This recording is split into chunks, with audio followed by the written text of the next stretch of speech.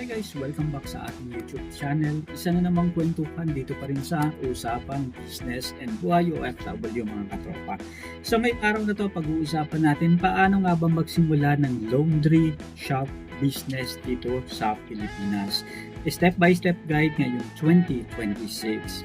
Ito na nga mga katropa. Oy, hello mga kanegosyo natin. Ayan mga kabady. So napansin nyo ba kahit anong crisis hindi pwedeng hindi maglaba ang mga tao, 'di ba? Kahit may crisis ng gasolina sa Middle East na tumataas na talaga 100 pesos per litro na mga katropa. Pero tuloy pa rin, naglalaba pa rin kasi kailangan malinis ang damit na susuotin Kaya naman ang laundry business ay isa sa pinaka-stable na negosyo dito sa Pilipinas. Ayan. Pero paano nga ba mga katropa magsimula sa negosyong ito? Magkano nga ba ang kailangang puhunan? At syempre, totoo bang easy money lang ito? Ibig sabihin, madaling kumita sa negosyong ito? Well, mga katropa, sa negosyong ito, hihimayin natin step by step guide para sa inyong dream laundry shop. So, let's go mga katropa. Ito na nga. First step, piliin mo muna ang trip mo na model. Meron kasing dalawang sikat na choices. Ito na mga katropa. Yung tinatawag na traditional o full services, ikaw ang staff o gagawa ng lahat, laba, tuyo, tupi, and mga katropa, paborito ito ng mga busy professional. So, ibig sabihin kung highly urbanized na yung inyong area, mas maganda itong concept na ganito. Kasi mas marami, mas malaki yung babayaran nila.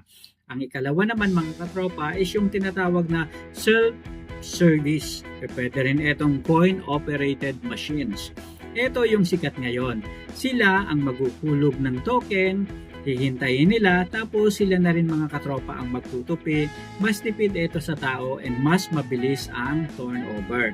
So ito naman ang dyan. Kailangan lang naman is aware ka rin sa magiging consequences nito. Kasi pagdating naman ng maintenance, kailangan ituro mo dun sa mga maglalaba na i-guide sila para at least alam nila kung paano gamitin yung mga machines.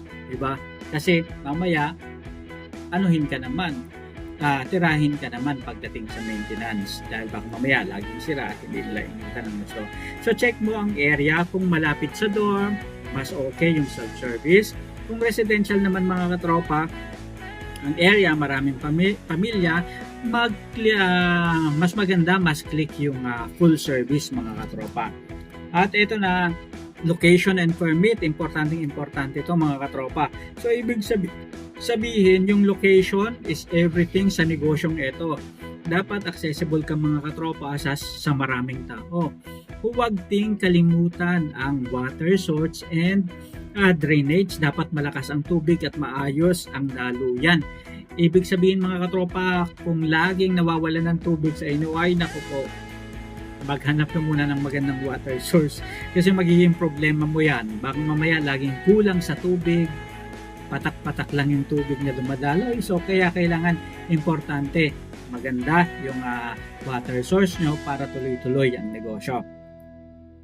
Pagdating naman mga katropa sa papeles, huwag matakot. Ayan, need mo lang na malaman kung paano ba ang proseso sa kuha ng DTI registration, which is business name, mayor's permit, which is business permit, and BIR registration para naman sa pag-i-issue mo ng mga resibo. At syempre, yung fire and sanitary permit, importante rin na ito mga katropa kasi medyo matagal, tedious. Hindi naman sobrang tagal mga katropa, medyo tedious lang, tiring. Ayan, yung pagpoproseso nito. Pero kailangan para iwas abala sa ating pagnenegosyo. Para tuloy-tuloy yung operations ng ating negosyo. Baka mamaya bigla silang mag-check, wala pala tayong mga permit. So, matidiskaril yung pagnenegosyo natin. And syempre, step number 3 is yung equipment and puhunan. Ibig sabihin lang nito mga katropa, dito na pumapasok yung budget. Para sa isang small setup mga katropa, kailangan mo ng at least 2 to 3 units ng stackable washer and dryer. So kahit tatlo lang pwede na magsimula. Kung talagang hindi pa kaya na sobrang dami at volume na kaagad, kita yung kilikili. So magsimula sa maliit. Sabi nga nila ang pagnenegosyo, dahan-dahan. Kung sa tingin mo, umaasenso at din sa mo palakihin, di ba mga katropa? And pagdating sa puhunan, kung ang DIY o second hand, pwede magsimula ka ng 150k to 200,000. Pero kung high-end o franchise, asahan na ang 500k pataas. So nasa sayo na yan kung gusto mong may title o walang title. Pero okay naman, karamihan na ngayon mga katropa yung sariling pangalan nila yung ginagamit nila. And so pwede ka magsimula ng 150 hanggang 200k.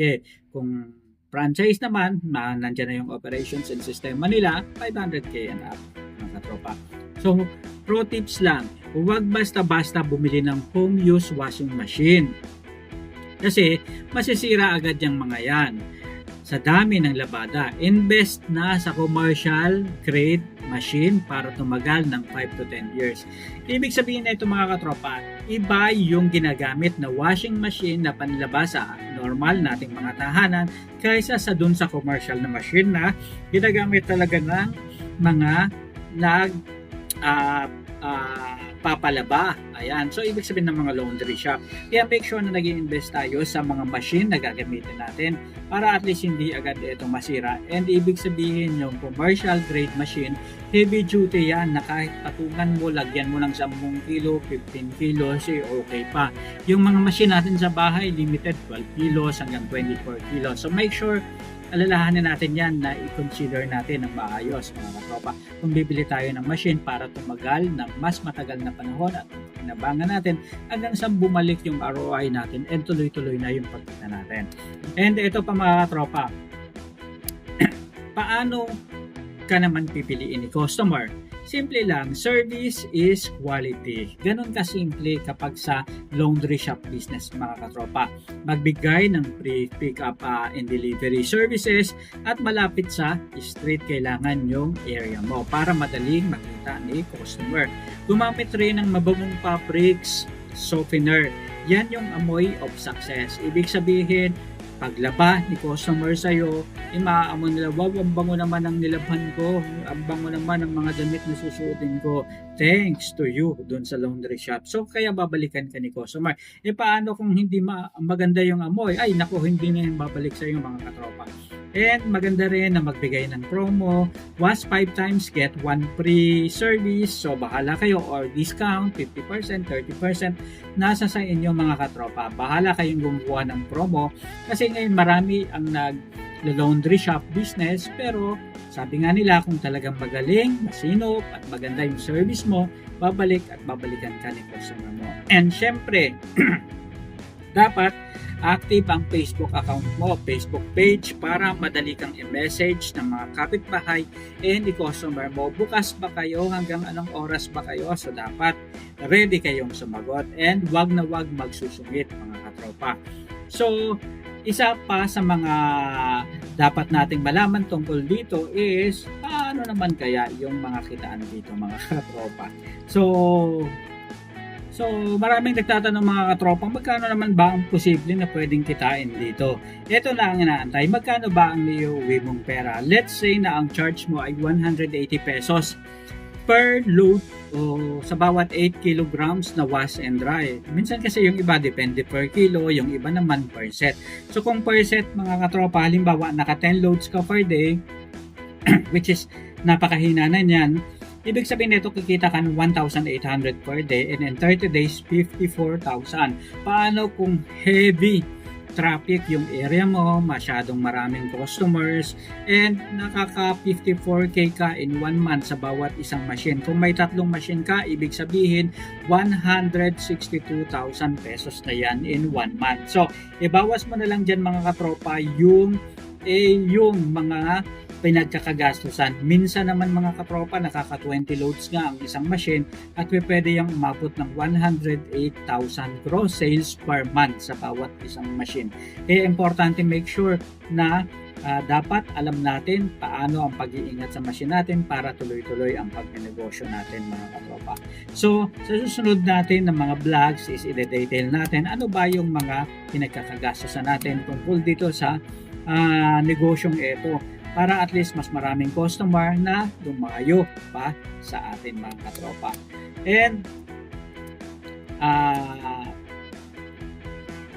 And make sure lang mga katropa na lagi nating tandaan na ang laundry business o laundry shop business ay hindi get rich quick scheme.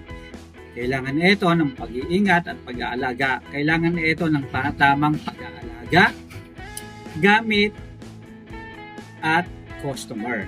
Pero kung ang hanap mo ay negosyong hindi nauubusan ng demand, ito na yun mga katropa. May budget ka na ba o naipon na pera para dito? I-comment ang iyong target location and pag-usapan natin yan. Don't forget to like and subscribe for more negosyo tips dito sa ating YouTube channel.